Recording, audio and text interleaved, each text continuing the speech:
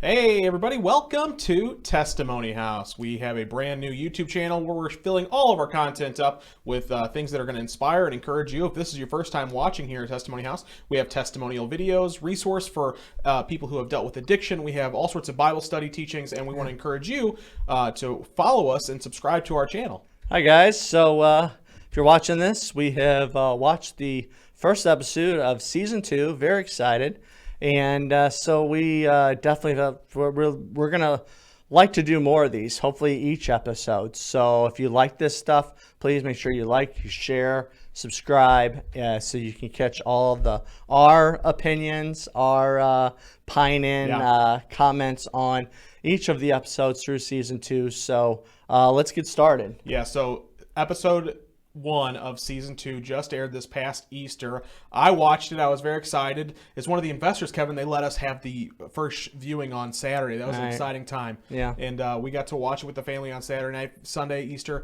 was busy, but we tried to tap in a little bit for that Sunday evening, and there was thousands and thousands of people on watching it. If you look on the screen here now, over 1 million views, 1.5 million views of people have watched the episode on YouTube. Amazing how many people are watching The Chosen. I'm glad you looked that up because I was curious about that. I was thinking about that just yesterday. If there was and that's just on YouTube, right? Yep, so that's just on YouTube. You know, maybe if Justin or Dallas from The Chosen's watching, and they can even update and comment below what their, as of this time this video goes live, what the total count is. We saw over on their Facebook page, they put up, this is right after Easter, The Chosen had 100 million views, and that's so many. I mean, geez Louise, 100 million views, and as of today, when I looked it up, 111 million views. So 11 million people have viewed this on the app. It's episodes of The Chosen total. It's not just It's not just episodes of this not one the new episode. Season. It's not 100 million of the new season just yet. Yeah. Or maybe, who knows? I know, their goal, 1 billion. That's an amazing goal. So that's a fantastic. That's a big God. That's believing big for God. We got a big God, so we should always have big goals, big visions.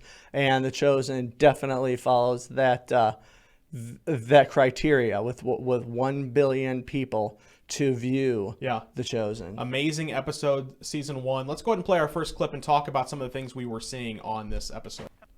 That's them in the courtyard. If you remember at the end of season 1, Jesus had, said, let's go. We're going to start telling our ministry. He had met the woman at the well, and now here they are, the members of the chosen team, the apostles, the disciples that Jesus has called together, and they're sort of planning out their things. And so this is our first look at them since season 1, and they're in this courtyard, and you see some of their personalities come to take shape. Yeah, for sure. And it's that's one thing I really enjoyed about this first episode of season 2, that you get into the dynamics of their relationships to the apostles, of how, and the disciples, on how they are kind of meshing or maybe clashing a little bit and stepping on each other's toes. Or, you've got right now 7 disciples and 7 type A personalities, 7 egos. And these 7 egos are beginning to, vie for Jesus' attention. Look like a small child would with their parent. Look at me, pay attention to me, and right? So you parents out there, I know John's got 3, and that's a real thing. And I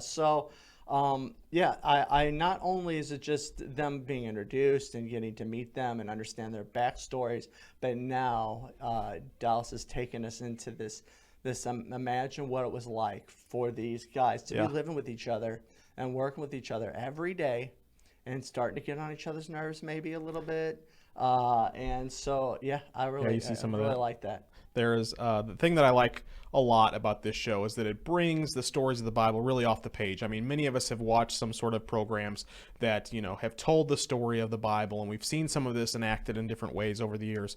But to me, this is the first time that sort of we're reading between the lines a little bit, and we're trying to put ourselves in the shoes of the exact moment, and because we're getting to delve into the days that these guys spent instead of just like the moments, the milestones. We're really seeing in depth into these guys, and Dallas and the team here at The Chosen have just done a great job of sort of expounding on what it might have been like for some of these people, what they were thinking. I love the different personalities all shining through and being able for us to say like, ooh, yeah, that makes sense for his personality based on what I've read in scripture. And there's a lot of a lot of that stuff just really hitting home for me as a part of what does it mean to be a disciple of Jesus? And these guys were getting to see, if Jesus was here today and he was calling some of us out, how would we be acting? How would we be reacting to the person that Jesus called that we're like, but that's the tax collector. Like, we see that in Scripture, but here, even with Peter and Matthew sort of having that little moment of, well, what is, 3 of a man? Like, that's not in Scripture, but to me, that's like, you see what that would look like if your neighbor that you didn't,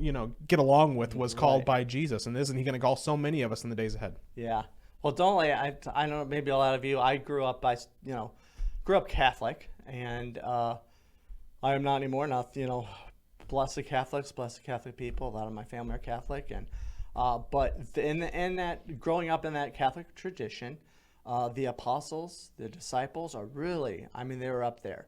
You grow up kind of putting them on a pedestal, yes, right underneath Jesus, but holy saints of God, and just to think that you're anything like the apostles. If you compared yourself, well, I'm a lot like Peter. Like, that was not thinkable. And that's what I love about The Chosen. And really, if you're a student of Scripture and really a disciple yourself, because that's the thing, John. If you're born again Christian, you're a disciple of Christ. Yeah. And so when we see ourselves in Peter or Matthew or Andrew or James and John, like this episode, and you kind of see some of the nasty stuff in us, but you're seeing it on screen through them, man, how it makes it real. And you realize, these are real men. These were real men and real women that follow Jesus every day. These guys were not, they didn't have it together. And so, yeah, sure, not all the lines are verbatim right out of Scripture. But I think it's also fair to say, when you're creating something like this, an episode, TV show, I think it's just encouraging. I think it's not far off the beaten track to show these guys as flawed. Yeah. Right? No. We know that. We may not always think about that when we're reading Scripture, but these were flawed men and women that had their own problems, just like we do. And sometimes, just like the Lord has to rebuke us, when we get into clips later where the Lord had to, rebuke John and James harshly, but in love. And I love all of that. I love all of it. Yeah. And what Kevin's talking about, some of the other shows we're going to be producing here on our YouTube channel, we're going to be talking about different scenes and concepts of The Chosen show. As the season progresses, we're going to be able to put some of these videos up. Hopefully, and it's encouragement to you. If you had questions about The Chosen show, put it in the comments, some things that you were thinking of as you watched it and you were like wondering what was going on. We're going to be able to try and answer some of those questions. We already have some questions ourselves that we're posing to each other, and we're going to do videos on that. Hopefully, it's an encouragement to you. If it is, don't forget to subscribe to the YouTube channel so that you can remember to get those videos as we produce them. Another part of the episode that I want to bring up, Kevin, is the idea that we bring back recurring characters. Obviously, the apostles are going to be traveling with Jesus for the next 3 years, and so you expect to see them over and over again. But like the woman at the well, for instance, and we're about to see a clip where she shows up again. Like in the Bible, she's only shown in this one scene, and Jesus touches her, and you see her at the end of season 1, and she goes running off into the village. Right. Well, now we catch up with the woman at the well. Let's look at this. Yeah. I hope so. Yes, indeed. So we see sort of the afterplay of what happens when Jesus, really just touches someone's heart, and she has just told all her friends. You see her, get everybody, bring him in here, and that's such an exciting moment for me watching it, because that's how I was when I got born again. I just wanted to yell it off the rooftops. I was like, you don't know about my new buddy Jesus, and I would just talk about him, because you talk about the things that are important to you, and obviously Jesus is now important to this woman. But we get to see her, and she shows up even later in the episode. She brings her father-in-law along. They bring him in to stay at their house for a night, and so it's just, I like that the threads that are being told in the story here. Oh, for sure, no doubt. What makes it more of this, we talk about the Marvel universe or the Star Wars universe. Here we've got the biblical narrative as its own, lack of a better word, universe. We're going in. It's not just these standalone, I don't know, independent stories or episodes, and then they move off to something completely different. Yeah. It's a line upon line. It's building up to what we know, at the end. And so I'm excited to see, as through developing these characters, you're seeing the impact, what the Scripture talks about now, as Dallas has and all the people that chosen have so expertly put it in living color, where it's coming off the pages, and you can really see the look on her face, and these great actors and actresses, the excitement and the thrill, and she just kind of, you can see every time she looks at him, she kind of like almost has to loses her breath a little bit, and she's just, oh, it's hot in here, whatever what she was doing, like you just it was just so good, because could you imagine, like every time you turn a corner and there he would be in the flesh, like how it would take your breath away, how you would almost have to like, I still can't believe the Messiah's here, he's within arm's reach, I'm talking to him, he knows my name. Yeah, he's called, and like just so. Yeah, I think that's very accurate. Whether it's spelled out literally in Scripture, I think that's a very accurate description of what it was probably like for a lot of them to run into their Messiah, to run into the one that they've been looking for. Or not looking for it, to be quite frank. They really, probably a lot of them. She was just getting some water. Yeah, they never expected it. And God had encountered her and stepped into her life.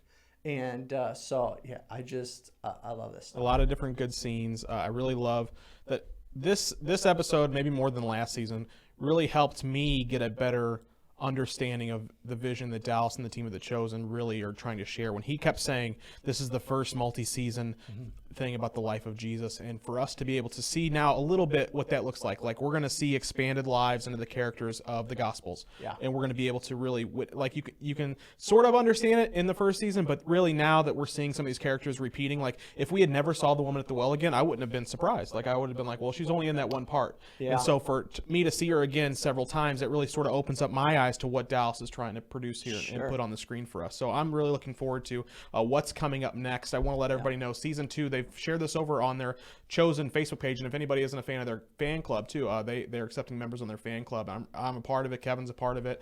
Season 2 is airing on Tuesday night. Kevin, this is coming Tuesday night. Yeah, very excited. I can't wait. The episode is titled "I Saw You," and we saw a picture of the disciple that was in the beginning of the episode. So they're probably going to highlight how he met Jesus in this next episode, it looks like. Yeah, very exciting. So what overall, what was your favorite thing about episode 1? I mean, was it what you expected, not expected? I really enjoyed sort of being thrown back into that world. As I was watching the scenes, I kept waiting for the Mary moment at the end of season 1.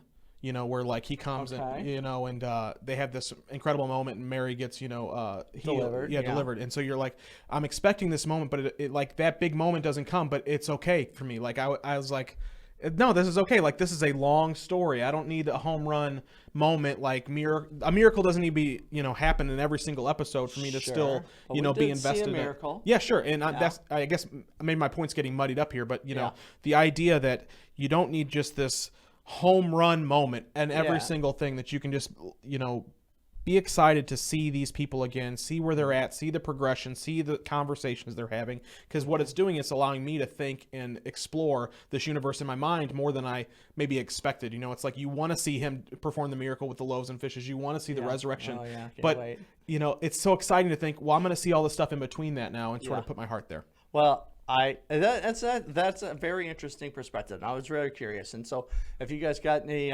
favorite moments of this first episode, please comment below. Let us know what they are.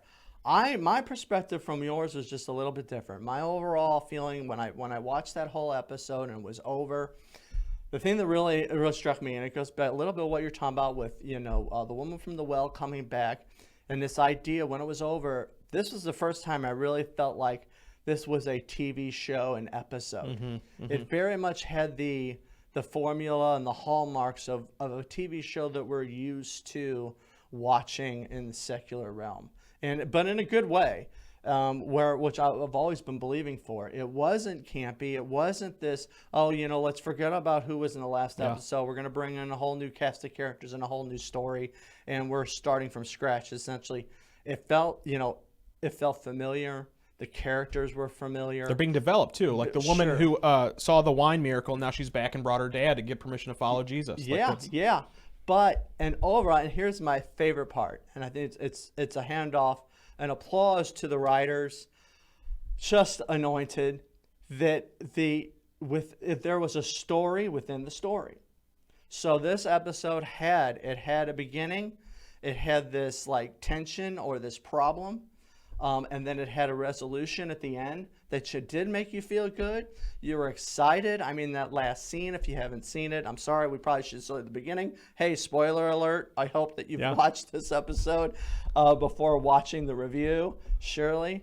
But at the end, I mean, the tear running down John's face as he realizes, and even Jesus gives him the wink, like, I am who I am, like, hey, I'm God, this is the same as the burning bush saying to him, I am who I am, and so Jesus is, because he says, I'm a man, and hey, wink, wink, I'm a God, which we know is, there's so much that I could go into, but this story within a story. So it wasn't just, yes, it is one big long story telling the story of Jesus and the chosen. But there is also a story within the story, and that's what I love so much about this first episode. And I'm expecting it's probably going to be a lot more of the same throughout these seasons and the second seasons. And we're going to see these mini stories pop up, where we're going to see maybe a conflict and a resolution, and a message within the message, and each episode having something to leave you with, and then wanting and can't wait to come back for more. So that was my take on it. I can't wait for Tuesday to see episode number 2. Yeah, I Saw You is the name of the episode. And for anybody who's watching Testimony House videos for the first time, you got to the end of this video, I want to encourage you to go over to our Facebook page, or our YouTube channel, I should say, instead. And we want you to be able to watch any of these other shows that we create. We have a show called Tell Me Your Story, which is a testimonial program that we interview people twice a week, where we come in long-form testimonies. And Jesus, this week on the first episode of The Chosen, Kevin, he gave us a shout-out. He watches Tell Me Your Story. Do you want to see it? Yes. What we Jews do. We tell and listen to stories. Our stories connect us. Tell me your story. Tell Me Your Story. So if you want to see some episodes of Tell Me Your Story that we create here on Testimony House on our YouTube channel, go over and subscribe. It's in the comments, and you can be able to be a part of what we're doing here to create Christian content for you to be able to watch with your friends, family, and share it with anybody it can be an encouragement to. Thanks for watching the show. Thanks, Kevin, and we will see you on our next video.